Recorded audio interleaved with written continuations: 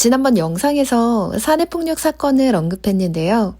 사실 제가 경험한 폭력 사건은 이번이 처음이 아닙니다. 2024년 그리고 2025년 모두 고객센터 안에서 일어난 일이었습니다.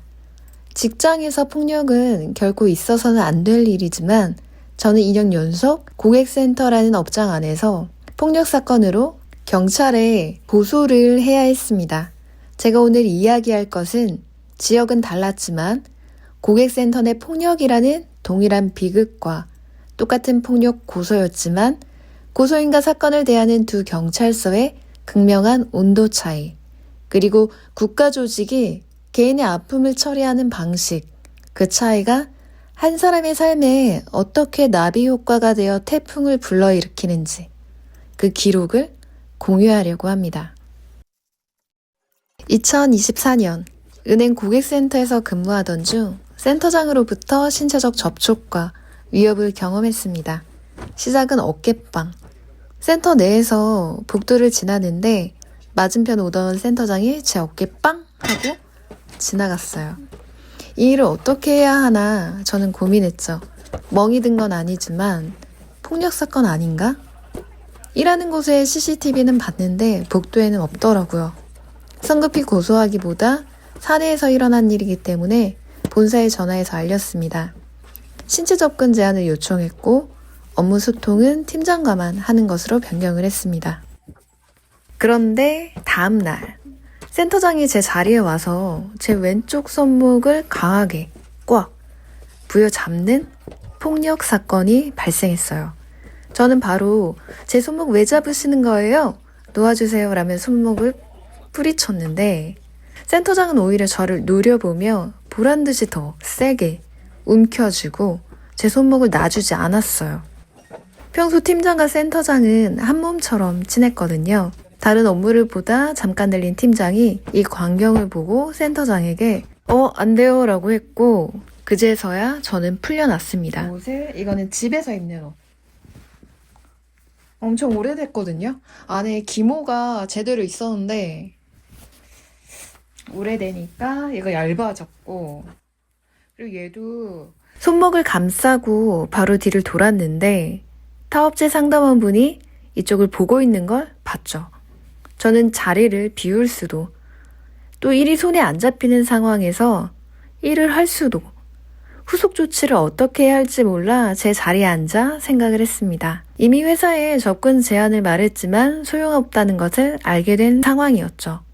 그러면 이제 어떻게 해야 하나? 최후의 수단으로 공권력밖에 없다는 생각을 했습니다. 하지만 이것도 걱정인 게 고소를 해도 누가 나를 위한 증언을 해줄까 하는 생각이었죠. 당시 입사 막 3개월 차였고 제가 회사를 성실하게 다녔을지는 몰라도 회사 내 친한 사람이 없었거든요.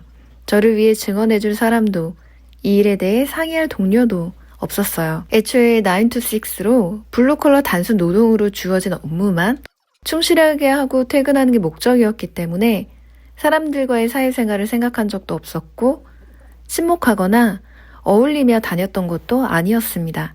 그리고 팔목이 꽉 잡혔던 이 사건이 폭력이라는 죄가 성립하는지 멍이 든 것도 병원에 간 것도 아니었으니까요. 이 사건을 증언해줄 사람도 확보하거나 부탁하는 일도 없었어요. 저는 집에서도 1인 가구로 철저히 혼자였고 회사에서도 철저히 1인, 아웃사이더 그 자체였으니까요. 하지만 발생한 있었던 사실이었기에 집에서 가까운 용산경찰서로 향했습니다.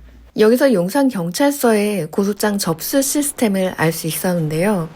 첫 번째는 민원실 방문입니다. 용산경찰서는 정문 옆에 민원실, 교통조사계가 있습니다. 고소장을 바로 제출하는 게 아니라 일단 민원실로 안내를 받는데요. 이곳에 담당 수사관 한 분이 계십니다. 겪은 일, 사건을 구두로 말씀드리면 수사할 사건인지 아닌지 1차 판단을 해주시고 합당하다 판단되면 고소장 작성과 접수를 알려주세요. 고소장 양식은 옆에 있는 교통조사계에서 받고 테이블이 여러 개 있는데 고소장 작성을 하고 아니면 집에 와서 편히 써서 제출을 해도 됩니다. 실제로 일어난 범죄 사건임에도 불구하고 우리는 상담을 필요로 하죠. 실제로 업무를 하는 경찰관 분이 직접 이거는 사안이다, 아니다 이런 것들을 이제 걸러주다 보니까 저도 좀 확신이 생겼던 것 같고 길을 안내해주는 느낌이라 좋았어요. 이 상담이 시간이 길거나 한 건 아닌데 정말 딱 포인트를 딱딱 잡아서 1단계에서부터 신뢰가 갔습니다. 예전에 업로드했던 주거침입 미수죄도 용산경찰서를 통해서 잡았고 또 당근마켓, 문고리 거래를 하는데 물건만 가져가고 입금을 안 하신 분도 계셨거든요. 이분도 용산경찰서를 통해서 해결할 수 있었어요. 그럴 때마다 이런 시스템으로 진행을 했고 도움을 받았습니다. 사건도 해결이 됐고요. 이런 경찰서의 민원실들이 다른 곳도 있겠지만 다른 경찰서의 민원실의 단계와는 좀 다르다는 느낌이 들었습니다. 실제 도움이 됐었던 거는 용산경찰서의 이런 민원 시스템이었어요.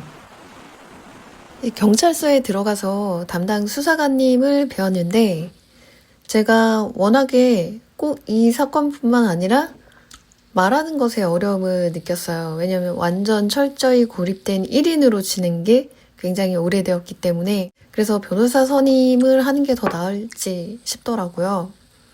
변호사 선임을 해야 할지 여쭤봤는데 무슨 사건이라고 말씀을 하셔서 저는 그 말에 신뢰가 갔던 게 치과를 가도 과잉진료하는 곳은 우리가 싫어하잖아요. 그리고 기피하잖아요. 꼭 필요한 시술과 치료만 하는 치과 같은 인상을 그 담당 수사관님에게 받았고 수사관님 자체의 믿음이 갔어요. 사실 이런 부분이 셀프로 많이 하는데 똑똑한 사람들이 셀프로 많이 한다 이런 생각이 들더라고요. 이제 아무래도 대리인이나 선임이 있으면 편한데 또 그거는 비용적인 부분을 무시할 수 없고 하지만 이거는 그냥 넘어가면 안 되는 사안이다 보니까 또 범죄이고 처벌을 받아야지 이 사람이 나중에도 미연에 생길 이런 부분들을 예방할 수 있는 거잖아요. 잘못된 일이고 범죄에 해당한다라는 걸 각인시켜주고 알려줘야 그 다음에는 이런 행동을 하지 않겠죠. 이게 범죄니까 또 처벌을 받을 수 있다.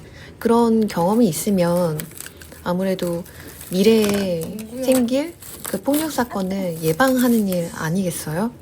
그래서 이제 저는 고소를 진행을 했던 거고 또 고소를 혼자 하다 보니 어려움을 느꼈지만 그 용산경찰서의 민원실과 담당 수사관님께서 이제 잘 얘기를 해주셨고 제가 말을 잘 못해도 되게 찰떡같이 알아듣고 해주셨다 그런 생각이 들더라고요. 이후 용산경찰서에서 담당 수사관님이 수사에 착수를 했고 CCTV 확보를 위해 업체에 방문했는데 인권 문제로 카메라가 빠져 있다고 들었습니다.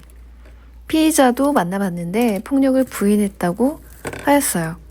증언해줄 사람이 있냐고 물어보셨지만 저는 생각나는 사람이 있으면서도 회의적이었습니다. 제가 물었습니다. 혹시 CCTV 없으면 안 되는 건가요? 담당 수사관님은 수사를 해봐야 한다 라고 하셨습니다. 기소 처분 소식을 들었습니다.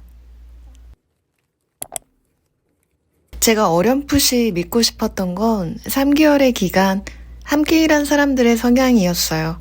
친하지도 않고 대화도 잘 안 했지만 친분관계나 권력에 동조하는 것을 우선하기보다 중립의 입장에서 그리고 같은 상담원으로서 조용하고 내성적이며 아웃사이더 성향을 가진 사람이라는 이유로 건드리며 폭력으로 위협하는 것은 요즘의 시대와 맞지 않는다는 걸 아는 사람들, 저를 위해서라기보다 이 사건 자체를 보고 지금 넘어가면 자신들도 당할 수 있는 일이고 이유를 막론하고 사내폭력은 용납 불가라는 상식적인 입장을 취하는 사람이 있지 않을까 하는 어렴풋한 믿음이 있었습니다.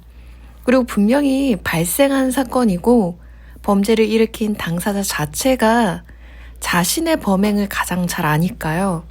제 손목을 꽉 잡았다는 걸. 고객센터 내 폭력이라는 동일 사안에 대해서 똑같은 폭력 고소였지만 또 경찰서의 극명한 온도 차이에 대해서 오늘은 1편을 진행했고요. 다음에 2편에서 이어가겠습니다. 시청해 주셔서 감사합니다.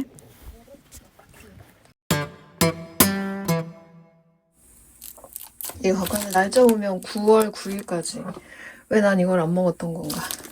얘를 일단은 전 요리를 해보려고요. 짜잔.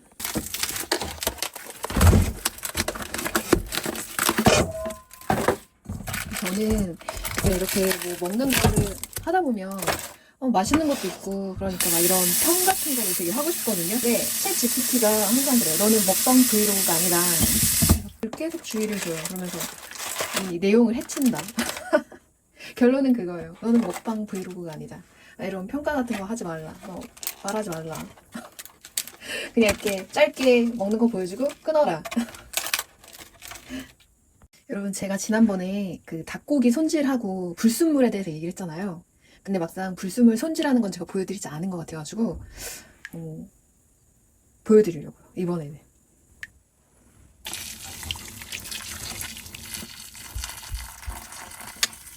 저는 이렇게 뜨거운 물 부어가지고 겉에가 있는 거는 원치 않거든요. 그냥 얘를 좀 떨어뜨리고 싶을 뿐인데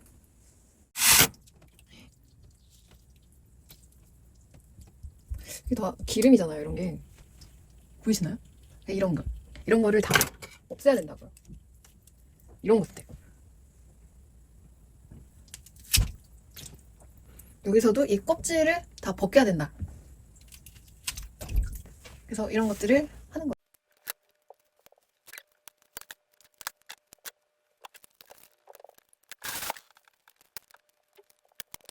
이게 지금 한번 걷어냈는데 불순물이 되게 많죠. 쫙 깔려있죠.